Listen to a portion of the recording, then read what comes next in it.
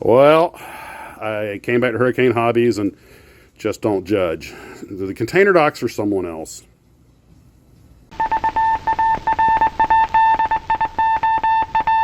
Well, hello, Glue Troopers. Max and Max's Models here, and I have a lot to go over in this one, so let's get rolling. First off, apologies to Gary, who made this beautiful Martin Marlin that missed the viewer's build because he sent it to me and I had somehow in the mix of emails forgotten to download it.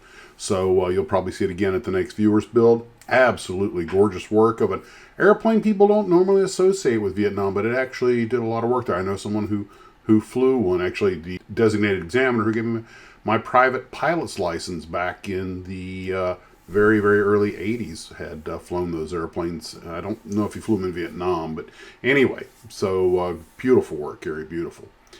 So I went to Hurricane Hobbies and went ahead and bought some of the kits, including the container hanger for the Thunderbird 2 for another Glue Trooper.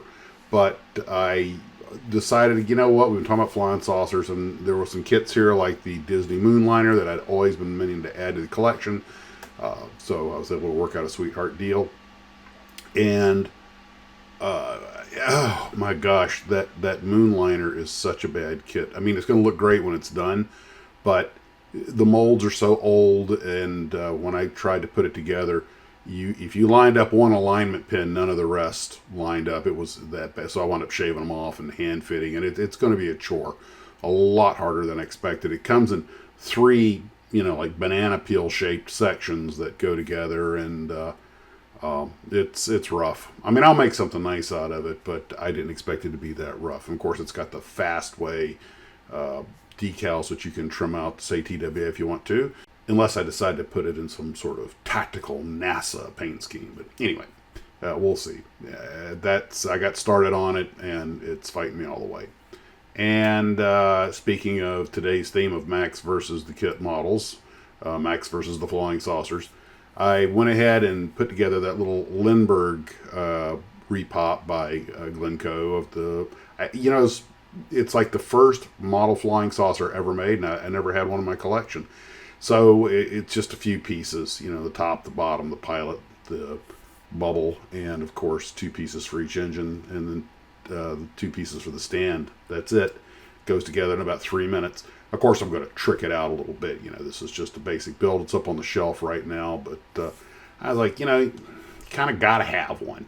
And I also was told that the space station that I got, I haven't opened it up and looked at it yet, but apparently it's going to be pretty rough. Those, like the Mars liner, or Moonliner, whatever you want to call it, the old Disney rocket, it's an old kit with all the ailments you expect from that. But on the upside, I also got that repop of Godzilla, the one that actually has the box that says Aurora on it. Of course, it's not an original Aurora, but it's using the original artwork. And I figured I have a Godzilla shelf. And that's ironically the one I don't have, which is like the basic entry level Godzilla kit. And I told my wife about it. Of course, most of us know it really doesn't look that great when you're done. We have more of a sentimental attachment to it. It's patterned after the King Kong versus Godzilla 1963-64 Godzilla. And my wife's like, well, in that case, then why not just put it on the Godzilla shelf in the box and let the artwork and keep it in the silo and everything? I'm like, okay, maybe someday I'll build it. For right now, that's not a bad idea. So it's on the Godzilla shelf in the box and goes nice into the display. Plus, I didn't have any room left on the shelf down there. I have to completely rearrange it to put it in there. So, almost done with the Caribou. I got everything done today, and I stabbed myself with my pointy tweezers. I had a decal. It was Max versus the decals. And it was only the second decal I put on the plane. It was the red propeller warning stripe. It has a little propeller warning flags on it and everything. And one of them broke, and I said, "Oh, I found it, loose in the water." And I picked it up with the tweezers, trying to get it on there, and it was fighting. It kept trying to fold over. And the decals are as old as this kit was. The decals are actually pretty good shape.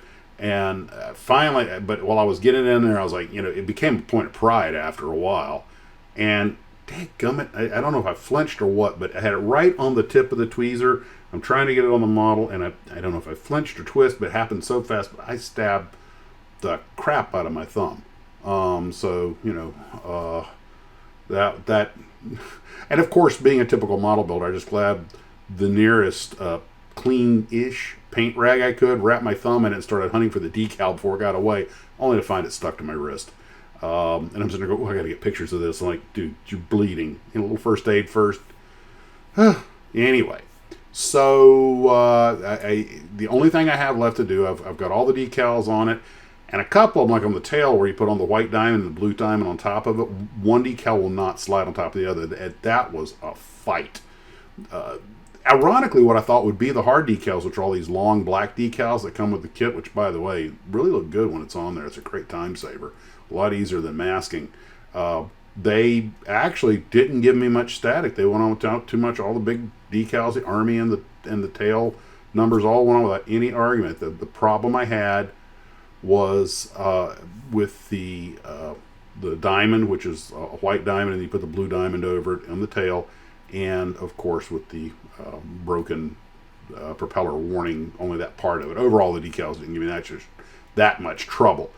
But the only thing I have now, they dried out. I got the Mark fit on them. I'll let it do its thing overnight. Tomorrow, I give it a shot of the dull coat and peel off the mask on the windows, and we're done. It barely sits on its nose now that I've got everything on it. So I'll get a couple of decent photos tomorrow probably, and then up on the shelf she goes. Hobbycraft kit's not a bad kit. It's, I would say, if we're doing a 5-star system, I'd give it 3.5 stars.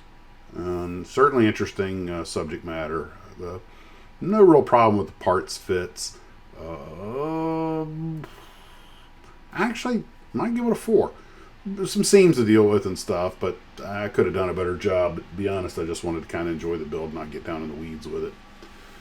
But that is where we are with the Caribou and the Godzilla and the kits that I bought. I may have mentioned I bought the Mars liner. I bought I call it the Ed Wood Lindbergh flying saucer because, of course, I think 3 of these are what Ed Wood bought to make Plan 9 from Outer Space with. Of course, he took the little jet engines off of them and just painted them solid silver. And then I got the Godzilla and I got the space station. So those are some kits that I just kind of felt I should have in my collection. And they go together. Well, let me rephrase that. The Lindbergh flying saucer goes together so easy that's not even an afternoon build. That's just like, hey, great entry-level kit for kids. The Moonliner is fighting me all the way. And I'll let you know about the space station when we get to it. And like I said, Godzilla's boxed up on the shelf. So that's where we're at with all of that. And I'll sit here and spend the night trying to recover from my self-inflicted wound. Well, guys, take care of yourselves. I hope you're doing well. I hope you had a happy Easter. And as always, model on.